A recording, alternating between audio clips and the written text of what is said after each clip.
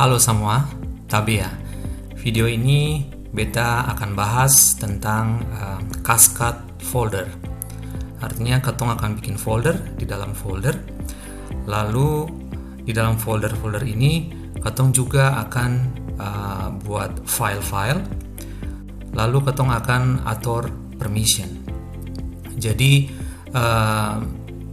topik tentang permission selama ini yang ketong sudah bahas itu ketong kan cuma bikin di satu folder saja ya, folder tutorial.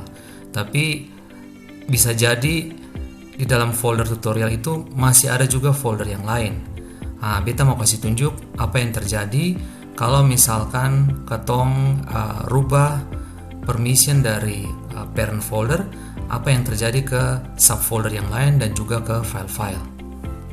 Beta akan buka terminal, lalu akan bikin satu folder seperti biasa tutorial. Lalu kita masuk ke folder tutorial. Kita bikin lagi folder yang lain.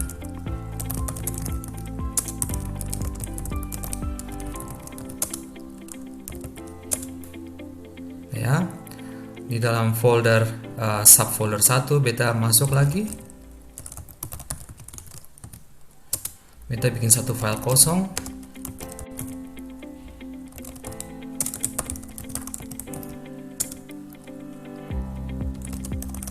Kita masuk ke subfolder 2.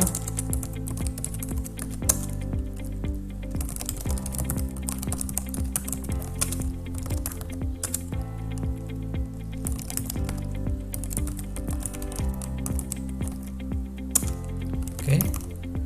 Sekarang kalau beta tampilkan tree dari directory tutorial,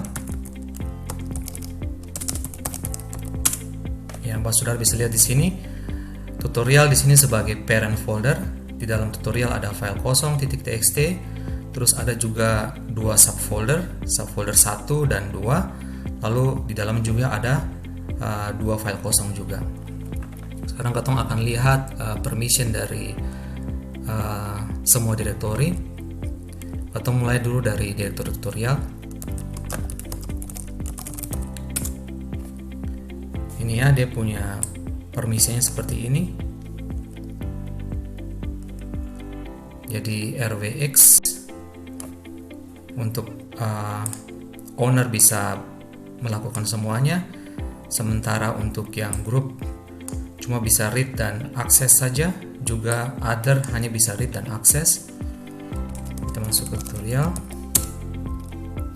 Di sini kalau kita lihat lagi file kosong, ya, ini tipenya untuk yang owner, dia bisa read dan write, bisa baca dan tulis. Sementara untuk group dan other dia bisa read saja. Sama persis juga untuk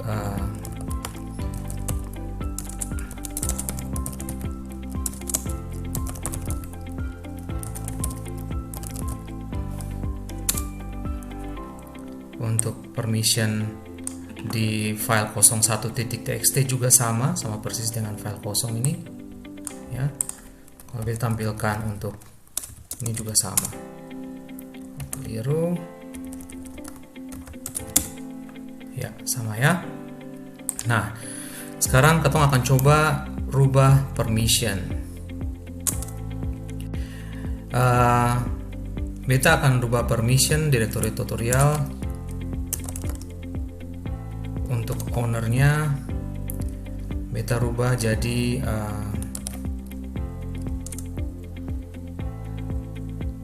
hanya baca dan tulis, baca dan akses, ya. Sini sudah bisa lihat untuk owner sekarang cuma bisa baca dan akses, sama kalau yang sebelumnya kan baca tulis akses, ya. Nah, pertanyaannya, apakah kalau ketong rubah permission dari direktur tutorial ini, apa yang terjadi dengan permission yang di dalamnya? Kita coba lihat ya.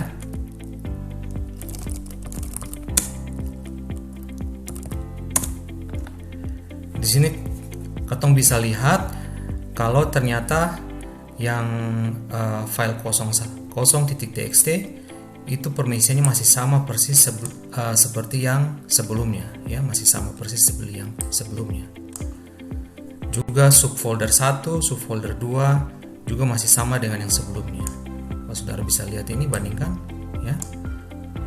Ini bandingkan, masih sama dengan yang sebelumnya. Begitu juga kalau kau lihat di dalam permission dari file 02.txt juga sama dengan sebelumnya. Nah, kalau misalkan saudara pingin bikin permission yang sama untuk semua folder di bawah folder tutorial dan juga file-filenya, saudara harus tambah satu perintah, satu option -r, ya. Misalkan kita rubah semua sama, -r tutorial, ya. 5 ini untuk akses, untuk permission baca dan akses kalau directory. Sementara untuk file itu untuk baca dan execute, untuk bisa dijalankan. Ya, kita lihat lagi.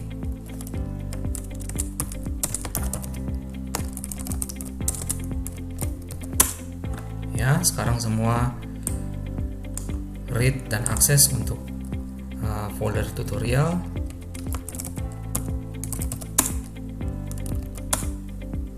Sini juga kelihatan, ya. Ini sekarang sudah berubah, juga read dan akses untuk semua. Sebelumnya kan untuk owner dia bisa read, write dan akses, ya, tapi sekarang sudah sama.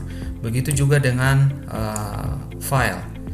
File juga permisinya berubah. Sebelumnya dia cuma bisa read dan write, nggak bisa, tidak bisa execute, tapi sekarang sudah bisa execute. Jadi dengan option -r ini, Katong akan rubah permission dari direktori tutorial dan juga direktori-direktori di bawahnya, termasuk juga semua file, ya. Pesan beta hati-hati pakai option -r ini, karena bisa jadi saudara mungkin saja saya mau untuk bikin permission yang sama untuk semua file dan semua folder. Jadi pikir baik-baik sebelum pakai option -r, karena dia akan rubah permission dari semua folder juga file. Oke, begitu saja video kali ini. Sampai baku dapat lagi di video-video berikutnya. Amato.